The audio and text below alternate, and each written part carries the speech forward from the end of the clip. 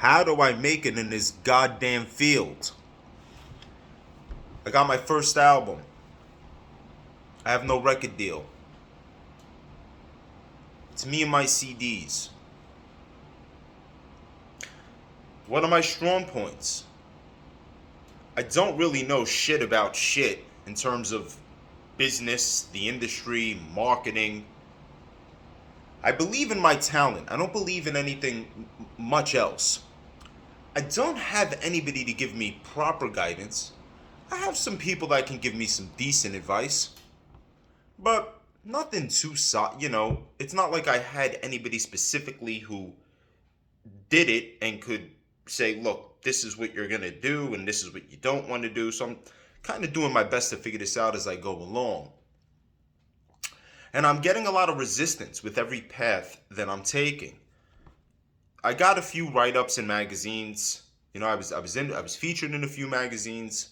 Um, I got shows, and I knew that if it just so happened that at this point in time, when I did a show, there would be a promoter in the audience that would give me another show. So every time I performed, it would lead to another booking. So the idea was, well, as long as I can keep, uh, as long as I can get, just get one show, I know it'll lead to another, and then lead to another, lead to another, lead to another.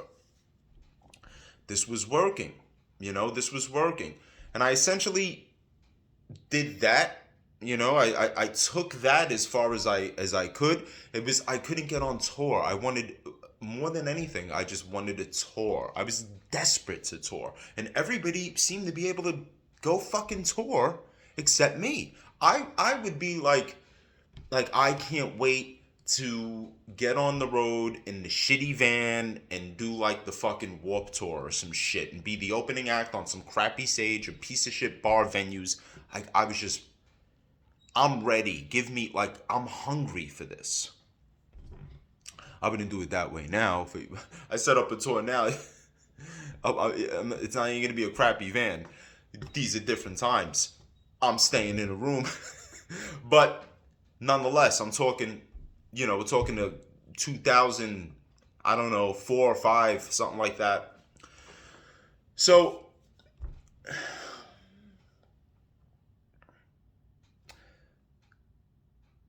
this seems to be a difficult thing to get going. We're gonna regroup. We're gonna pull back. We're gonna come out with something new, and it's gonna be more powerful. It's my thinking.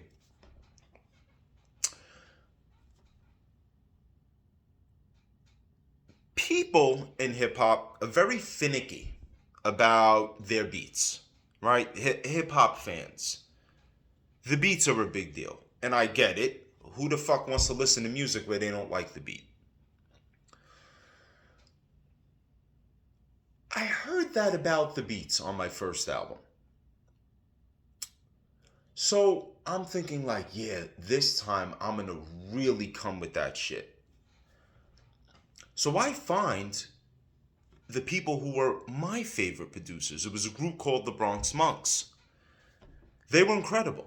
I mean, for that time, they had such potential. One of the members is actually Ace Frehley's nephew, Ace Frehley from Kiss. It was his nephew, and he was a fucking prodigy on the piano. It was gorgeousness what this kid would play out. It was like just this, like these masterpieces, and they would like, they were dark, and they were like, I love dark mellow, what they call it, melodramatic. Like, the music I like is the kind of music that people hear and be like, oh, that would be good for a movie. No, that's like normal for me, like, so they had that. But what they would have is they'd have that music that, I don't know how to explain it, but just very rich, triumphant, olden, orchestral, just music,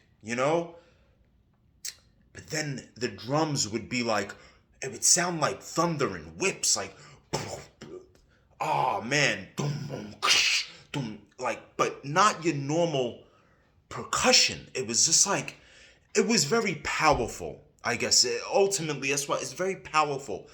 And I have to work with them. What a fucking mission this was.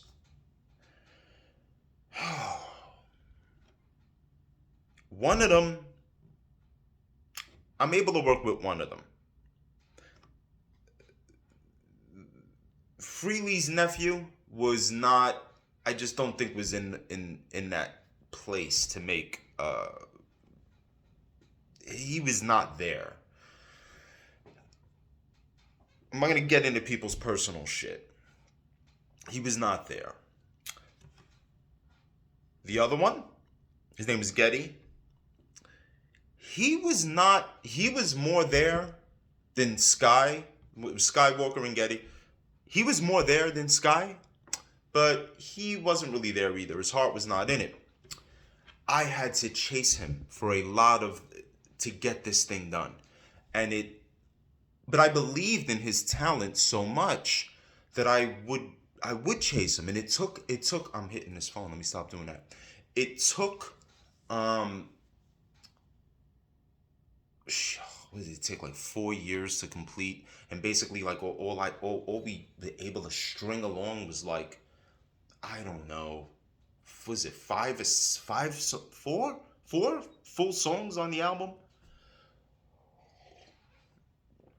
But I really pushed myself to advance as a writer for this album. Like, I was really like, that's a beautiful thing where you have like a certain, you know where you're at, and you're really reaching to break through and evolve, and you really break yourself through.